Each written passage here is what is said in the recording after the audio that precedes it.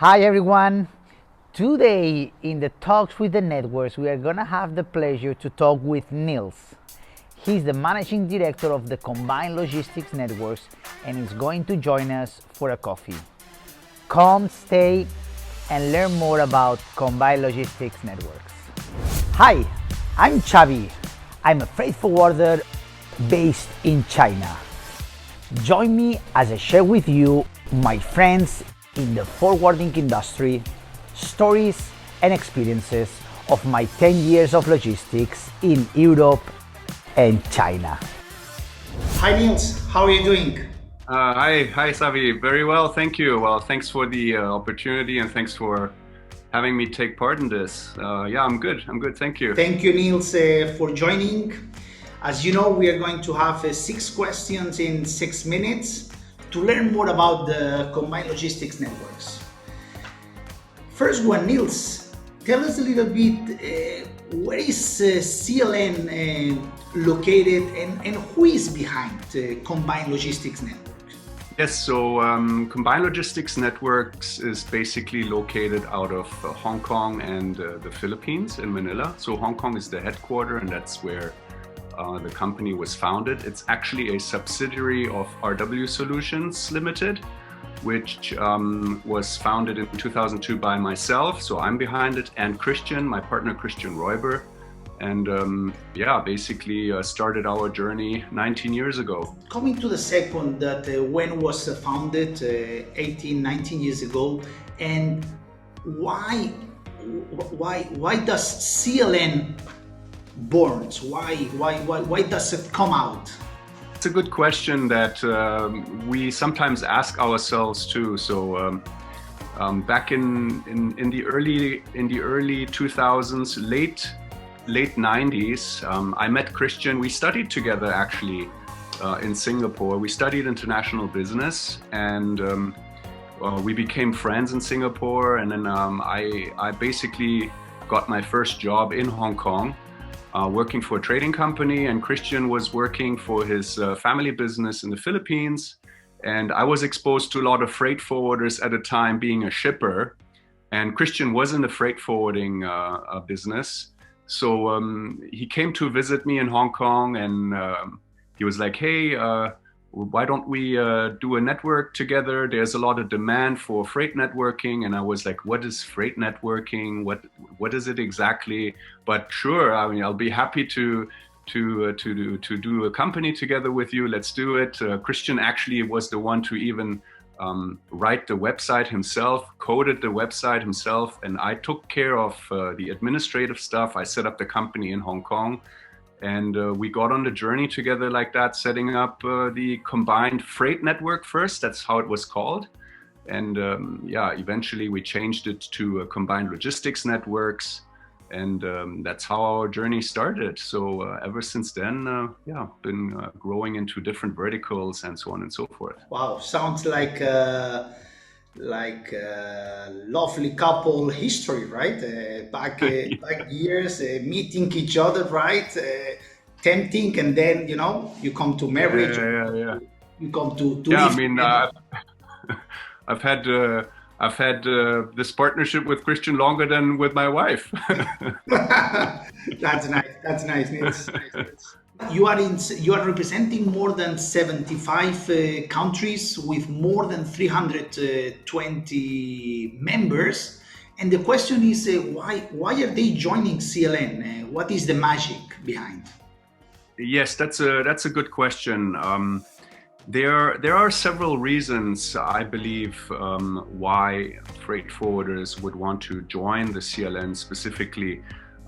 We attribute it mostly to our community that we have fostered over the years, and also the approach that we take in our network, whereby we ensure that we have a balanced coverage of members per country. We don't want to have too many agents in one country, so we have a limit on the numbers of agents per country, not only based on the size of the country, but also the economic size of a country. Geographic size of a country is also important, of course.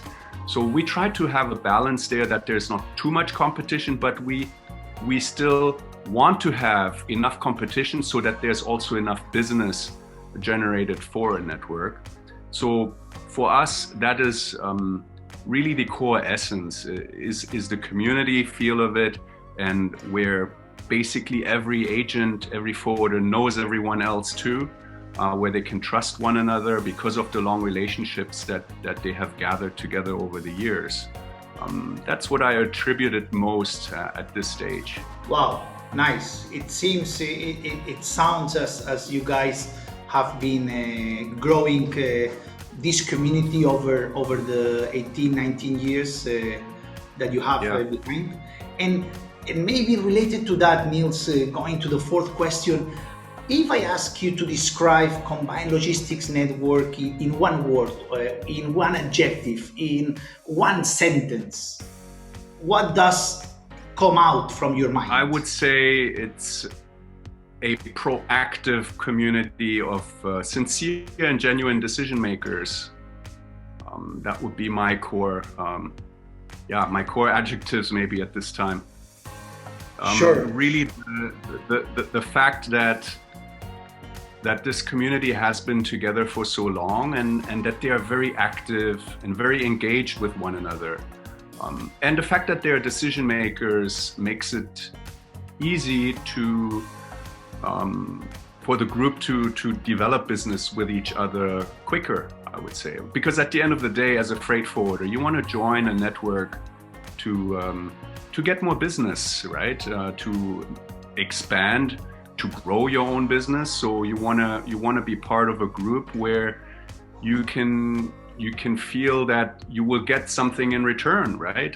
Obviously, you want to get a return on your investment. Hard to judge and understand that, but if you've been doing this since 19 years like we have a pretty good feel for that community and how active it is at this stage.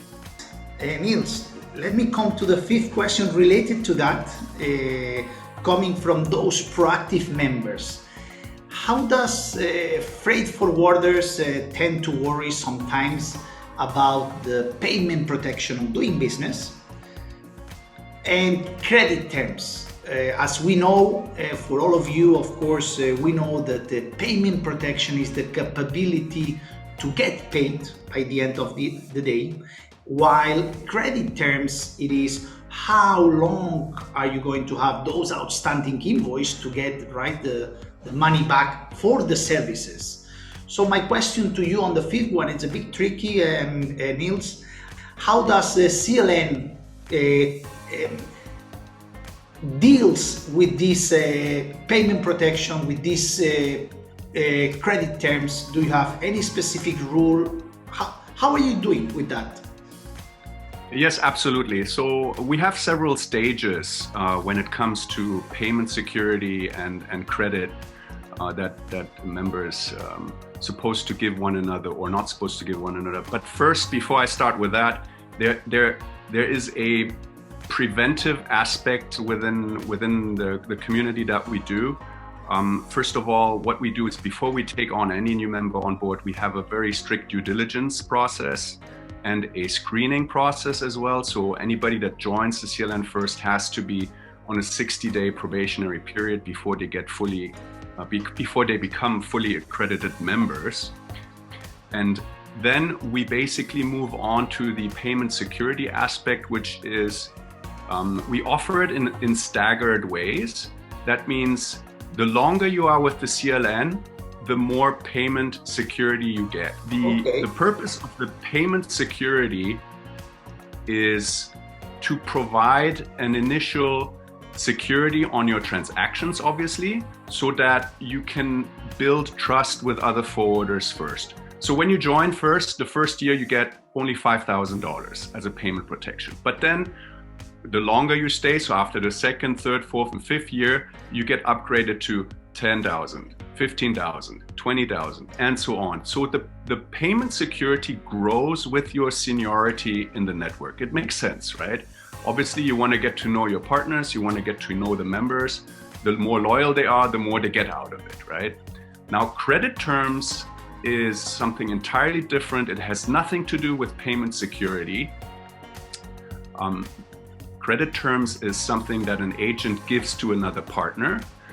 Generally speaking, we don't get involved in the agent's business transactions or in the business dealings or in the payment terms even. So if you are dealing with a member and you both agree to, let's say, 60 days, then that's totally fine with us. That's beyond our control. We want you to be happy to work with your partner in your own terms and your own agreed terms, right?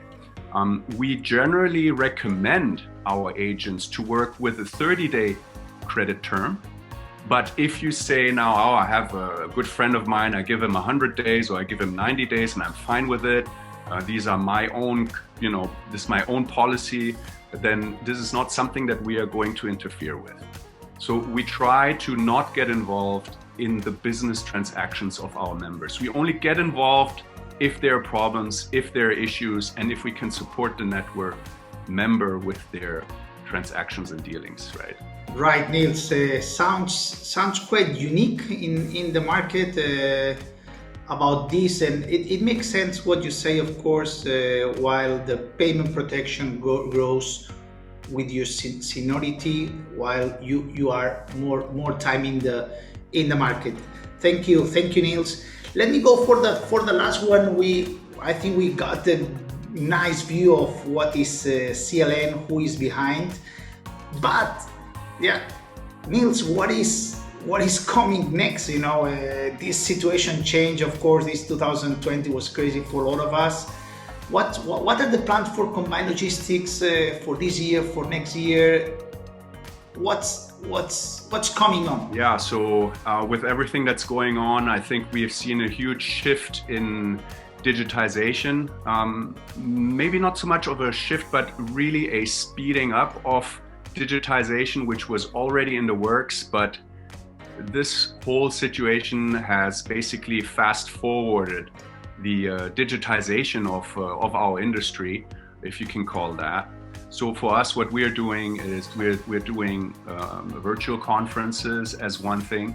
We have also created a CLN intranet app for our members, where they can have all their network information, their digital agency list on the phone.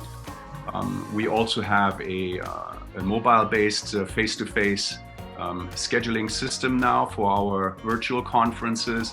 So a lot of our activities are moving digital, but it does not replace face-to-face meetings and meeting people in person. And we see a huge pent-up demand for people to meet with one another. And it's going to happen again as soon as, safe traveling is allowed again.